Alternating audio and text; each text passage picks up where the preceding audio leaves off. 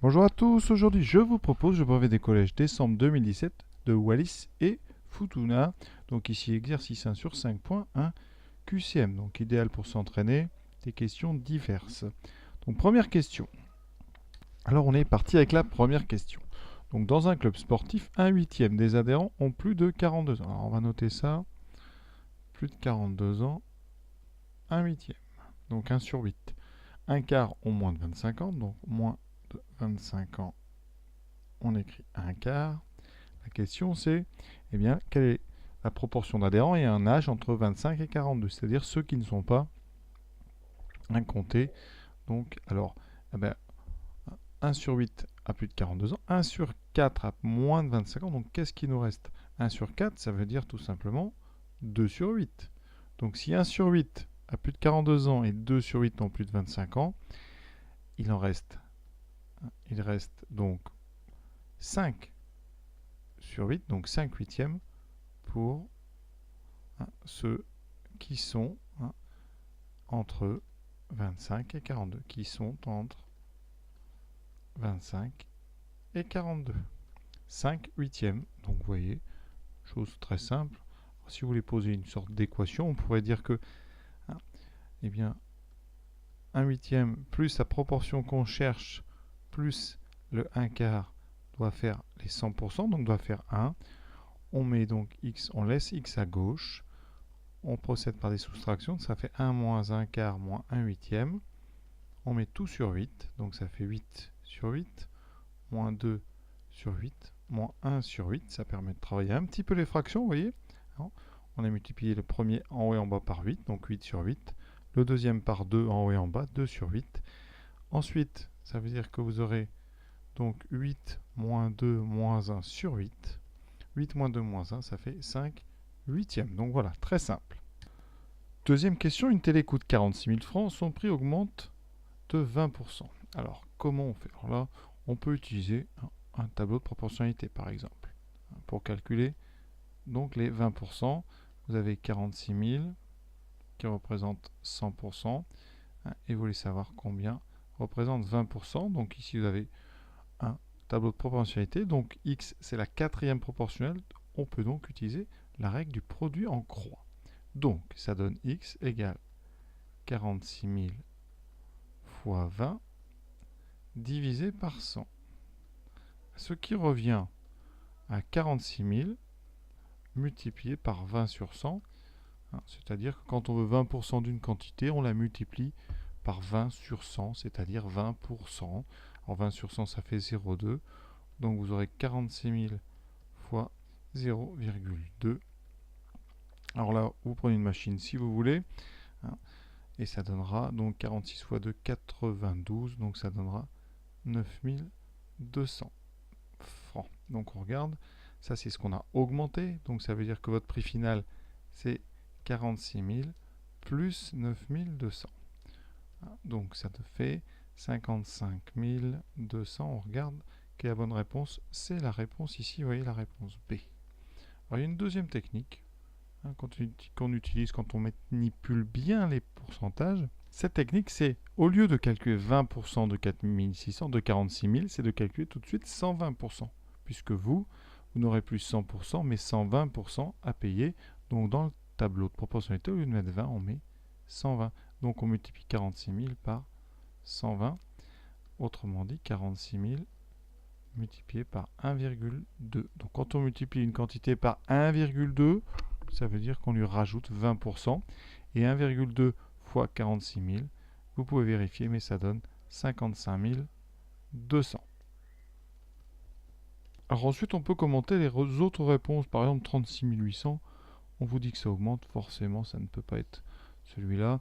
46 020 francs, c'est 20% d'augmentation et non pas 20 francs. Donc ça, c'est aussi une réponse qu'on pouvait éliminer. Donc après, à vous de voir un petit peu ce que ça pouvait être. Mais franchement, 48 000, ça ferait 2 000 euros d'augmentation sur 46 000. Ça fait très peu.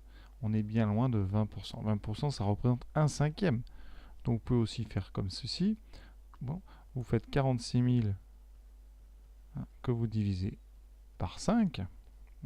Donc là, 46 000 par 5. Donc on est à 9000, alors 5 fois 9000, ça fait 45 000. Hein. Donc ici, on a 9200. Donc 9200, vous voyez, c'est ce qu'on a trouvé tout à l'heure en faisant notre multiplication par 0,2. Donc voilà comment on peut aussi obtenir une augmentation de 20%. On divise par 5 et on le rajoute. Voilà. Troisième question. On triple la longueur de l'arête d'un cube. Alors là, je vais faire un petit dessin ici. Donc voilà un cube. Vous savez que le volume d'un cube, c'est donc la longueur. Alors ici, la longueur, je vais l'appeler donc petit a, petit a, petit a, petit a. Le volume, ça sera a cube avec l'unité qui sera la même unité que a. Qu'est-ce qui se passe quand on multiplie par 3?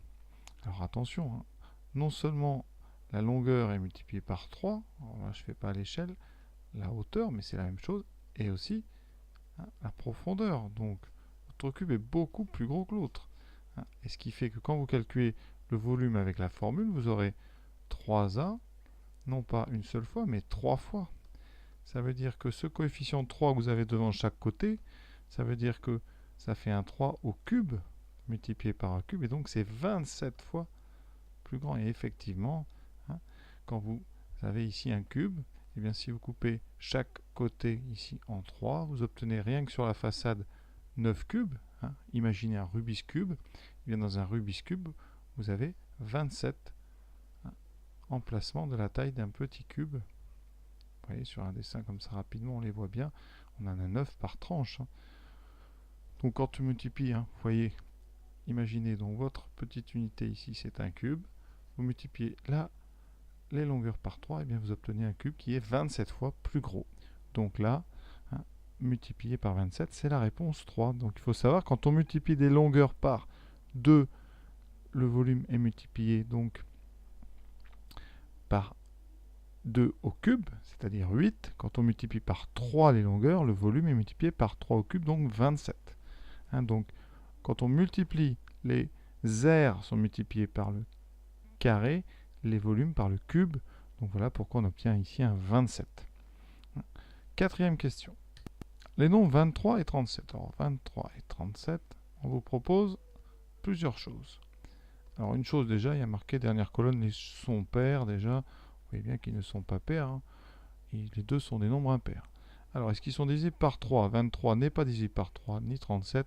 On peut éliminer ça. Ils sont premiers. Alors est-ce que 23 et 37 sont premiers? Alors, premier, ça veut dire quoi? Je vous rappelle que premier, c'est un nombre qui a exactement 2 diviseurs. Alors effectivement, 23 est divisible par 1 et 23. Donc il a 2 diviseurs différents.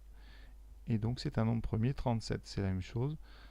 1 et 37, ce sont les 2 diviseurs de 37. D'ailleurs, vous voyez, 23 et 37 n'apparaissent pas dans les tables de multiplication.